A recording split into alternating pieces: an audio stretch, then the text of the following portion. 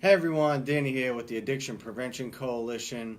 We have a special Facebook Live video for you guys today. This one is going to be for parents that have teenagers. We're going to be talking about boundaries and all kinds of good information. So if you know someone that needs to hear this stuff, share this video, get the word out.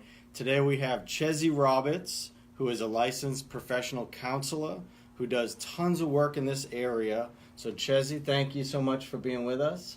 Thank you, Danny. I really appreciate you inviting me to come here and speak with you, and I really appreciate APC and all the hard work you do. And for everybody out there on Facebook that are really on board with all of us to try to help beat this epidemic and addiction, we really appreciate your help and all your messages and good well wishes.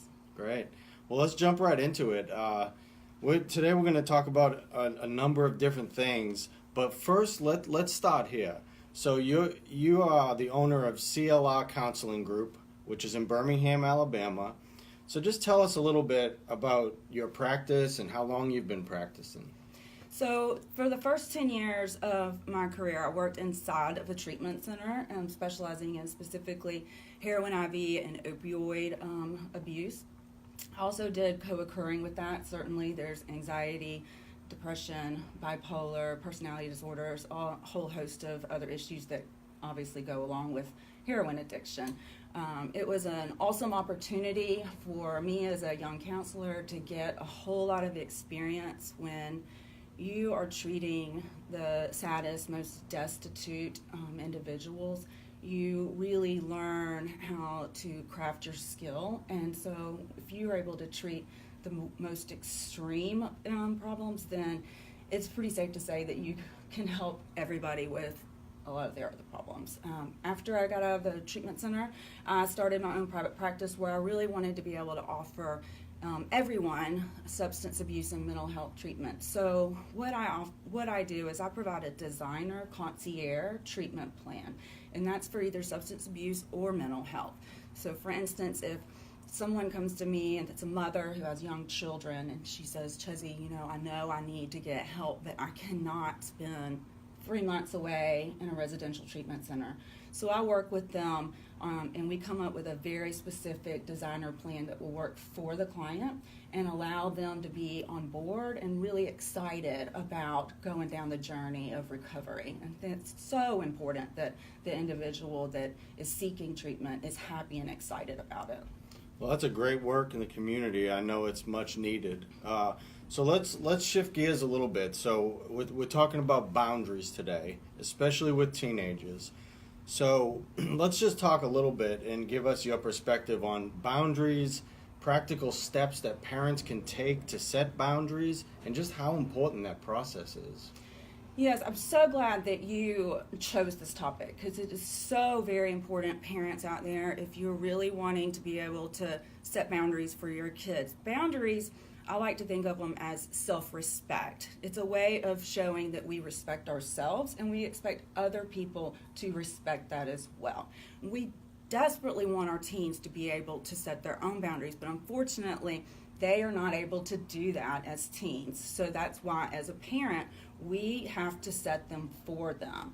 So we want our teens to be able to have boundaries for their bodies, for their relationships, whether it be in the workplace or at school. You just want them to understand that if there's a boundary, that someone should not cross over that boundary. And if they do, you don't need to be around that person because they're not respecting you and your wishes. In regards to how to set boundaries, I'm going to lay out a plan so that you can go home and you can sit your teen down tonight and start the process of setting these boundaries. Even though if your teen is out of control, it is not a lost cause. You can start setting them now and it can make a big difference. Even if your teen is 17 or 18 years old, it's never too late to start setting these boundaries. So the first step, Danny, is I've got it broken down into 4 different areas. So the first one is love. You want your teen to know that you love them and that they're gonna be okay and that you're on their side.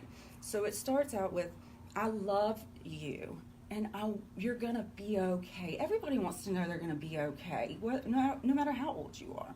So that is very important. telling them, I love you, I'm on your side, and you're going to be okay. The second step is truth. The truth is that your father and I have some rules and some requirements that we are going to require that you abide by. It's very important that you lay out what the rules and the requirements are. And of course, that varies based on each parent's decision. The next step is freedom. Danny, you have the choice to choose to abide by these rules and requirements or to not choose to abide by them. So every teen wants freedom. They want to be able to choose. So you're giving them the option to choose. The fourth step is reality. The reality is that if you choose to not abide by these rules and these requirements, there's going to be consequences. You want them to understand right up front that if they choose to break these boundaries, that there's going to be real consequences. That's great. That is some very practical advice. So let's talk about some of the common mistakes maybe that people or parents make when they're trying to prevent a teen or loved one from using substances, and they're trying to set those boundaries, but there's something that's not working correctly or happening. So talk about some of the mistakes. So there's a lot of mistakes that parents make that I see, but one of the ones that stands out the most is that they don't come down hard enough on their child on the first offense with drugs or alcohol. You only get one first offense. You want to hammer it home that that is a boundary that they cannot cross. Your children, it's not healthy for them. It's not good for them to do drugs and alcohol under any circumstances. Their brains are still developing. It's very bad. So that is a boundary you do not want them to cross. So in that respect, a lot of parents they'll say, the child will, they'll find out that they are using drugs or alcohol, and they'll be like, well, it was just the first time, we'll just wait, and if it becomes a problem later down the road, then we'll really address it. You don't want to wait to that point, parents. Trust me, that is a hard road to go down. You want to hammer home that is not okay. So, Danny, do you want to role play with me a little absolutely. bit? Okay, so this is what it looks like using the 4 steps that we just went through. So, Danny, we're going to say that you came home stumbling drunk and went in your room, you passed out. I, as a parent, obviously noticed it. I'm not going to say anything to you that night because you're intoxicated, so I'm going to let you sleep it off. You're going to go to school probably thinking you've gotten away with it and we're not going to do anything about it, and then you're going to come home. And I'm going to say, Danny, let's go for a walk. I want us to have a little talk. Walking and talking is an awesome way to really let your teens know that they are in trouble, because when you're walking, everybody's more rational and they can't get away from you. So we're going to go for a walk. In the walk, Danny, I love you, and I'm going to make sure that you're going to be okay, and I'm on your side. I want you to know that. But the truth of the matter is that we have very strong rules and consequences in this house, and drugs and alcohol are one of those. You were given the choice to choose whether to abide by that rule or not. And your father and I know that you were drinking last night. So as a result, there's a reality, and you're going to have some consequences. I know it is not going to be fun, but that $30,000 Jeep that you have in the driveway, we can't have you breaking these boundaries and having such a nice vehicle. But don't worry, we're going to get you a lovely Volvo. It'll take you to and fro. You still get to go out with your friends, but we're going to have to sell your Jeep. So I know that sounds really harsh, but that's a good way to hammer that home, parents. Don't let your kids think that they can skate by very freely. The next time that Danny has somebody who offers him a drink, he may be more likely to take a second thought about that. So that brings up the next question. So we've all heard the word enabling and codependency. So to talk a little bit about that and why that's toxic when you become the enabler. So Codependency and enabling, that is when the individual needs someone else to validate them. And a lot of parents, I know you want to be friends with your teens, but it's not your job to be their friend.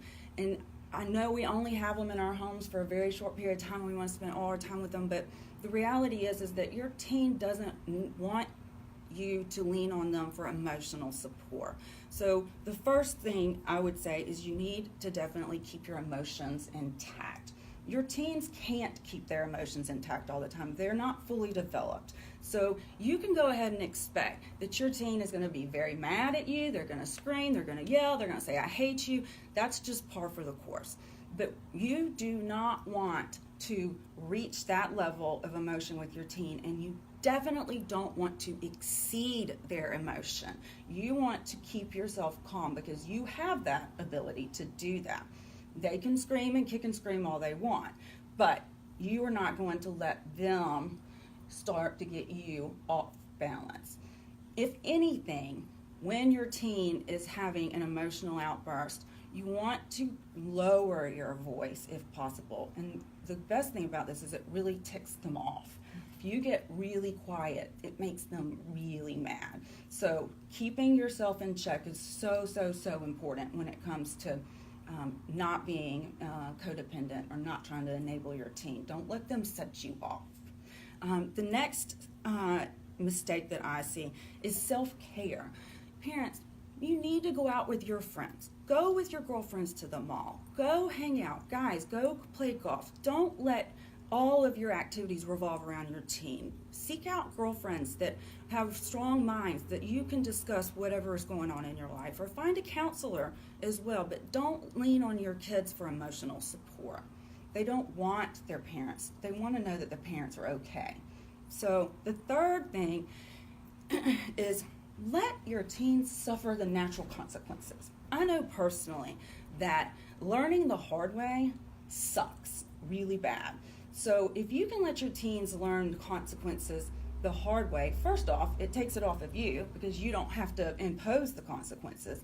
But also, if your child gets detention, don't run out and find somebody who knows the principal to pull strings to get your child off the hook. Don't do that. Allow your children to suffer the natural consequences because you learn the best from that. Don't rush to go and bail your kids out when they're in trouble.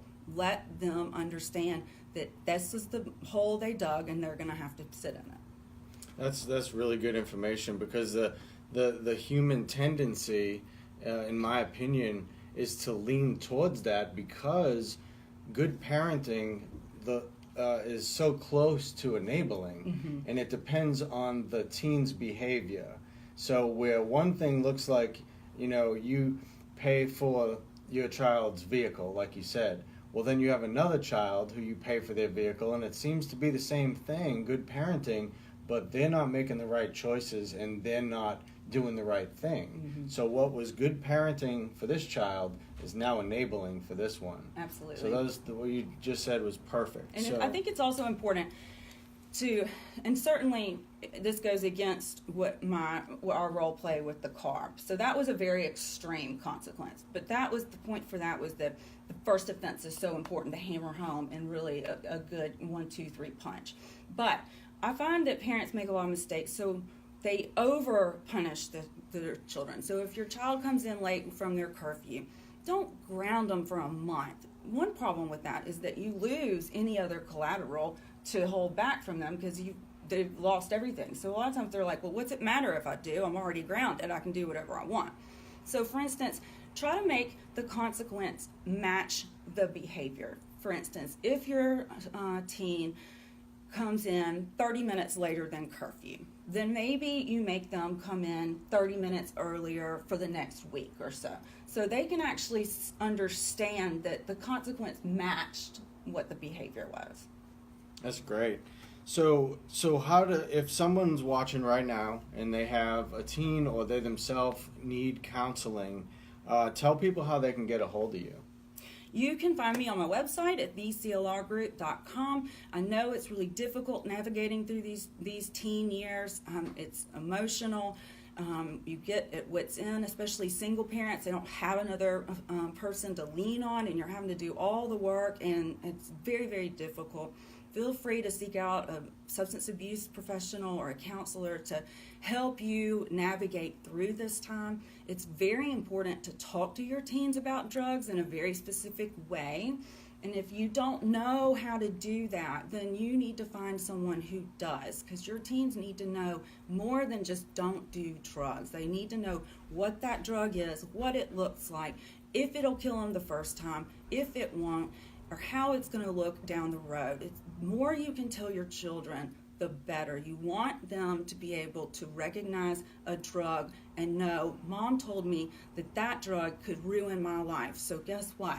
I'm not going to take that drug.